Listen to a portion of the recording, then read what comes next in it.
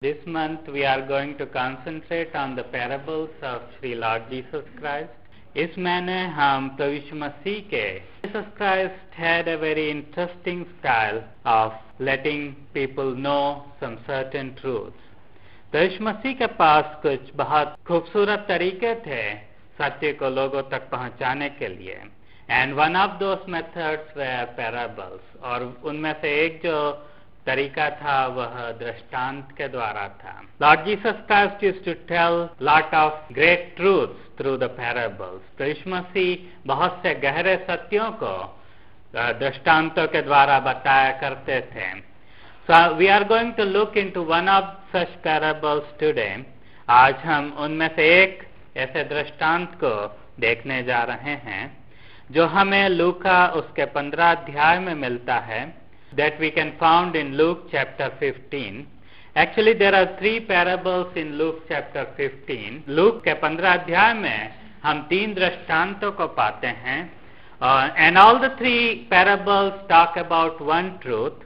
जो तीनों दृष्टांत हैं वो एक सत्य के बारे में हैं, किंतु हम 11 पद और उसके आगे के जो दृष्टांत है उस पर हम विचार करना चाहेंगे.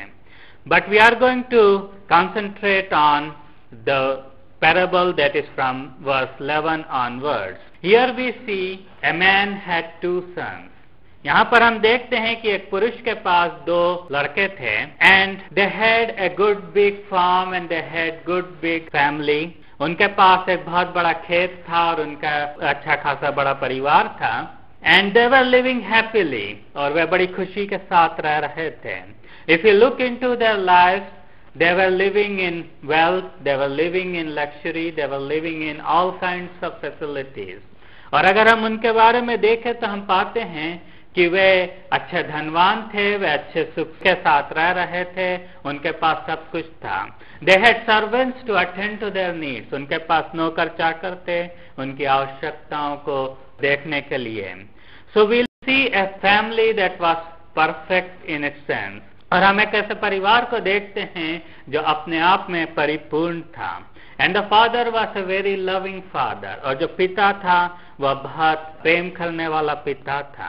But there came a time when the younger son decided that he is not happy with what he has. किंतु एक समय आया जब छोटे पुत्र ने निर्णय किया कि जो कुछ अभी है उससे कुछ अलग देखा जाए. And he decided that he wants to look the world outside of his family.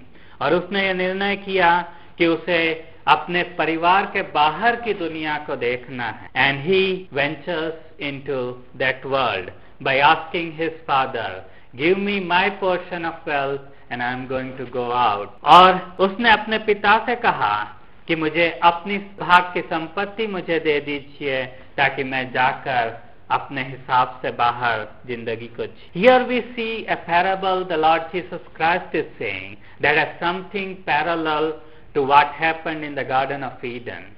यहाँ पर हम इस दृष्टांत को देखते हैं जो बहुत कुछ हद तक जो अदन की वाटिका में घटना हुई उसके समान है. There God created Adam and Eve and He planted them in the Garden of Eden. वहां पर हम देखते हैं कि परमेश्वर ने आदम और हव्वा को बनाया और उन्हें अदन की वाटिका में रख दिया. They had everything to live. उनके पास सब कुछ था अपनी जिंदगी को जीने के लिए. They had all the fruits of the trees to eat. उनके पास हर तरह के फल खाने के लिए थे. They didn't have to work. They didn't have to do anything. उन्हें कुछ भी करने की आवश्यकता नहीं थी, उन्हें काम करने की आवश्यकता नहीं थी. The only thing was that they were told that do not eat fruit of one tree.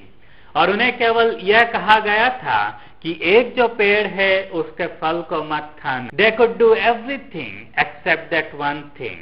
उन्हें सब कुछ करने की छूट थी केवल उस एक चीज करने से. So we see a parallel. Here this younger son, he had everything in his life. उसके पास सब कुछ था इस छोटे लड़के के पास. And he had the luxury. He didn't have to work. He didn't have to do anything. He was living in good life. वह अपनी जिंदगी को बड़ी खूबसूरती के साथ जी रहा था. उसे काम करने की आवश्यकता नहीं थी. वह नौकर चाकर थे काम करने के लिए. वह अपनी जिंदगी को खुशी के साथ जी रहा था. And only thing was that he was probably instructed by the father, don't go out and venture into the world that is dangerous. शायद उसे उसके पिता ने कहा होगा कि केवल यह है कि तू बाहर जाकर उस दुनिया में जो कि खतरनाक है वहां पर मत जाना. But he had the desire to go out and do exactly what his father didn't want him to do.